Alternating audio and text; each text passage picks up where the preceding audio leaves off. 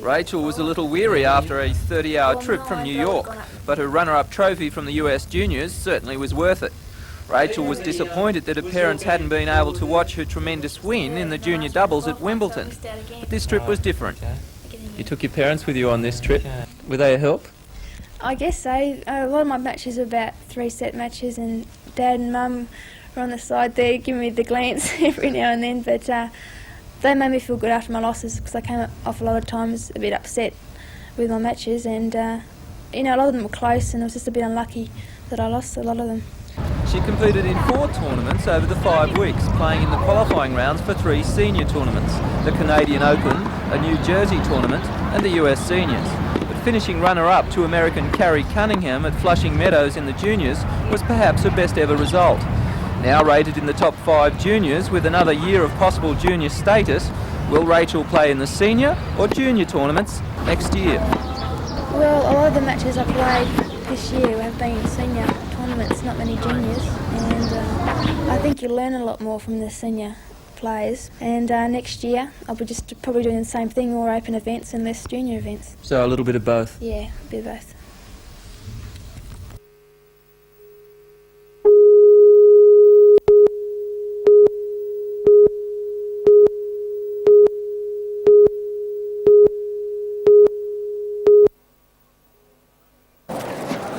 When the heavens opened this morning and bucketed the Broadmeadow racecourse, it threw the tipsters into a spin. Some of the previously favoured runners were known to have a dislike for the heavy going, while others, earlier rated among the lesser chances, suddenly sprang into contention. Among them was South Coast galloper Windsor's Pal, a New Zealand 4-year-old who proved a week earlier he could go the distance with a 1,400-metre win at Warwick Farm. He firmed in to jump at 7-1 and settled down in the run in midfield. Jockey Darren Beedman tells the rest. I had a nice run right throughout the race. I was on the fence early and got to be 3 wide following Bold C, approaching the turn, which I thought was a danger in the race. And he gave me a card up into the straight and, well, turning for home. I thought Prankster, that when he got on the outside, he was going to put in a bit of a threat, but as I said, my blanket fought on very well. And Hyder Prince is putting in a good run. Windsor's Pal's hit the lead from Investor. On the outside, Prankster, and down the outside, Hyder Prince, but Windsor's Pal's going to be too strong. Windsor's Pal wins. Windsor's Pal, 3-way go for second. Pico, Bolsey and Hyder Prince behind them, Prankster. The win was no surprise for trainer Bede Murray. He knew when he saw the rain this morning his horse was a good chance, and with Darren aboard, Windsor's Pal had just about everything going for him. But if he did have a concern, it was that the long campaign the horses had this time in may have taken a little of the shine off him. Before he came here from New Zealand 3 months ago, he'd been in training for almost 12 months, on and off, but he hadn't been out for a spell, so I thought he might have been just about due for a spell, but it doesn't appear so. His form's very good. All right, so where to for him for now? Well, maybe we'll take him to Melbourne for a couple of the bigger races down there, because I didn't nominate him for the Epsom and a couple of the bigger races in Sydney, so might have to go Melbourne way. It does rain a fair bit down there too. Of course, there was more to today than just the Cameron. Traditionally a day for high spirits and high fashion, all the celebrations were confined to the indoors this year thanks to the rain. But far from a washout, once under cover, there were still plenty of racegoers prepared to kick up their heels. There was the usual jam in the bookies' ring as hundreds of once-a-year punters had their little dabble on the feature event, while in the members' bar the seasoned racing folk discussed form and fashion over a quiet drink.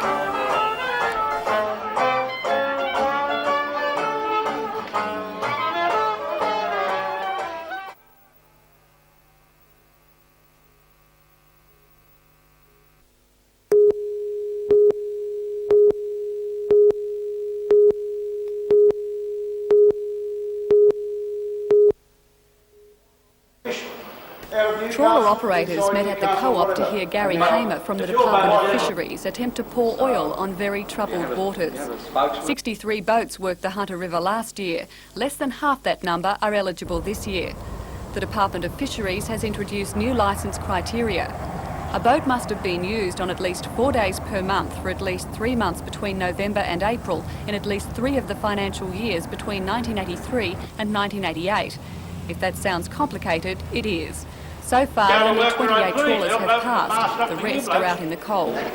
The guidelines were worked out in consultation with the Hunter River Prawn Association. It has a membership of around 35 people. Those in favour of the guidelines say they restrict people flocking to the area from other river systems and stop deep sea operators from muscling in.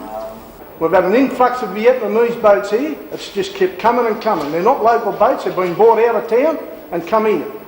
We've all agreed that the bloody river is overfished. And the Fisheries Department told us, do something about it or we'll do something for you. It's not expressly aimed at Vietnamese or any other minority racial group at all. There's a lot of Australian blokes with very family industries, family fishing groups that are going to miss out. Some people who have fished here for 30, 40 years are going to miss out. The association also claims this will crack down on black market operators who can't produce the necessary records of when they fished the river. But those who are disadvantaged say the guidelines are wrong because they're retrospective and that a minority group has been able to claim the river for its own. But it remains to be seen whether the new regulations will be effective. The river opens for fishing on the 4th of next month, and there's speculation some trawler operators will defy the ban.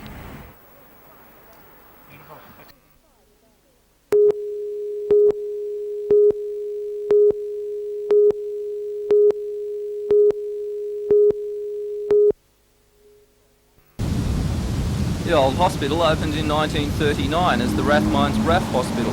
In 1963, bought by the Ivans family, it became the Mayo and more recently Westlakes. The hospital has served more than 40,000 patients and delivered 1,500 babies over the last 25 years. And yet the doors are closing. Its facilities are up to date and in perfect working order. The problem is, the hospital isn't making enough money. Tucked away beside the lake, it's been a well-kept secret. 30% of the patients admitted hadn't even heard of the place. Director of the hospital, John Ivans, says a 70% occupancy is needed to run a private hospital. The West Lakes Hospital has been averaging 55. A barbed wire fence is to be erected around the hospital. The staff and removable equipment are to be transferred to the new Toronto private hospital and the wards will lie idle. Dr Owen James of the Area Health Board says that facilities such as these could well be utilised, especially in areas such as palliative care and education. He says that representations have been made by workers for the Health Board to the government, but nothing has come of it. Meanwhile, a new hospital in Toronto is nearing completion. Owned by the same company that owns West Lakes, the $7 million 72-bed facility is set to open in 3 weeks. With the latest in medical technology and increased visibility, it is expected to be a more viable business operation.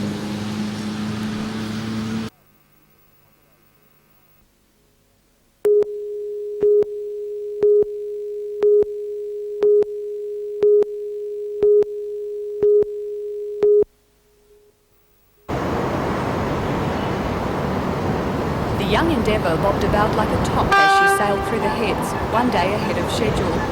The fast brigantine-rigged vessel danced in the wind, revelling in the choppy conditions. Britain's $6.5 million gift to Australia left Port Stephens this morning, hastened by the forecast of bad weather moving south from Queensland.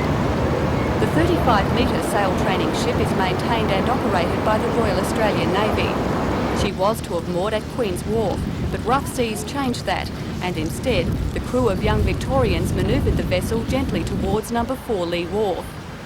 For the 24 teenagers on board, it was the end of an exciting 9-day voyage. They embarked in Brisbane after flying to the Queensland capital from Melbourne. Conditions were calm at first, but quickly deteriorated, and most sailors succumbed to seasickness. That malady was expected, but today there was drama at sea. 16-year-old Peter Fogarty from Melbourne slipped below deck about midday, badly jarring his back and shoulder. Medical attention was required and an ambulance was on standby at the wharf. He called me, I had some boots on, a bit wet, so he fell over and slipped. And what have you done? Much damage? I don't know, they suspected dislocation or something, I don't know, so... You still enjoy the trip? Oh yeah, it was great, it was real good, yeah. An enthusiasm shared by his fellow sailors. It was great. I really enjoyed it. It was different than what I expected. A lot more vigorous and cold. Stephen, what was the best part of the trip for you? The experience of learning the sailing and just getting friendly with everyone, meeting 23 new people. Did you get sick? Yes, plenty of times. The young Endeavour's commander, Frank Allica, was impressed by their efforts. When you're rolling around very sort of 30 to 40 degrees and got a good 4 metre swell, that says a lot for a kid who's never been to sea up until 9 days ago. The young Endeavour takes on a New South Wales crew on Tuesday, including 4 Newcastle teenagers. The vessel is open to the public on Sunday afternoon.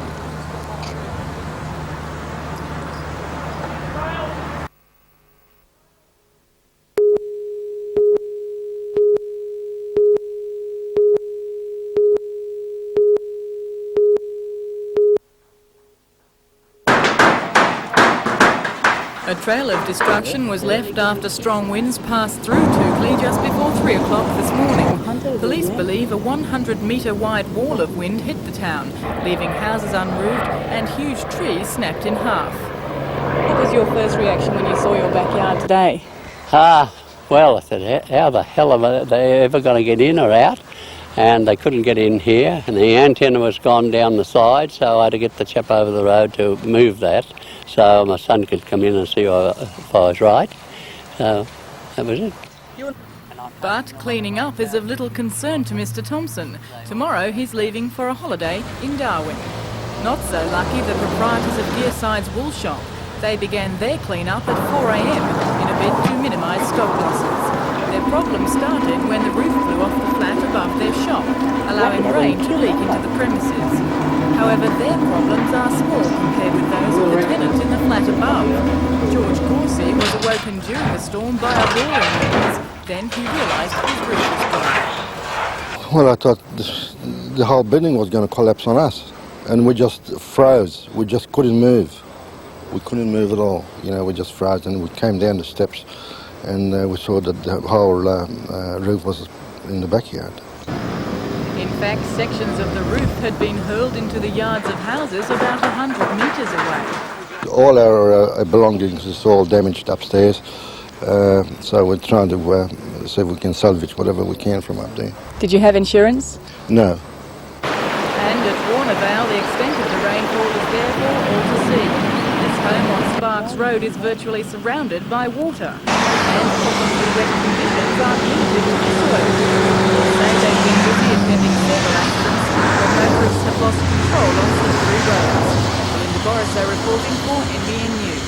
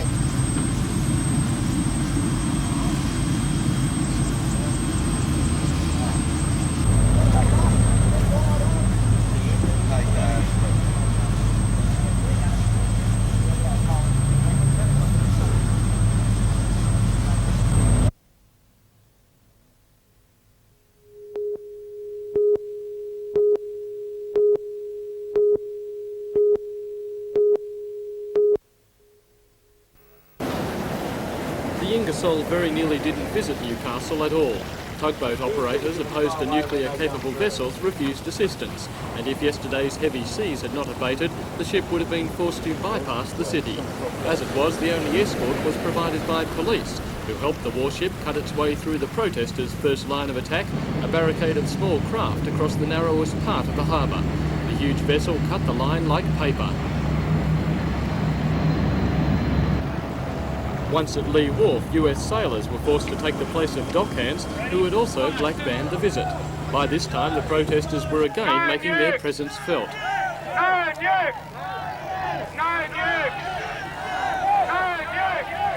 But police were taking no chances of a disruption. The only onlookers allowed near the ship were those putting out the welcoming mat. Although small in number, some of the well-wishers claim most Novocastrians favour the visit. There is no threat with this vessel coming into Newcastle. Why should people be protesting? For the police, keeping control on the water wasn't easy, and for a moment it appeared Newcastle was the scene of a tragedy. The board rider emerged shaken but unhurt. The waterborne protesters had hoped to stop the ship docking. Although failing to do that, organisers say the protest was a success. Oh no, our aim was to point at the fact that nuclear weapons are coming into the hearts of some of our biggest cities. There's no emergency plans, there's no plan to dealing with anything in the case of an accident. The US Navy acknowledges that they have accidents with nuclear weapons every 2 weeks on average. Not surprisingly, the Ingersoll's commander, Joe Frank, plays down the attacks and does not even condemn the protests. No, the protesters haven't concerned us at all. It's a healthy sign of a strong democracy, and we support that. The Ingersoll will be open to the public tomorrow and Wednesday from 1 to 5 before leaving for Sydney to take part in the upcoming bicentennial naval salute.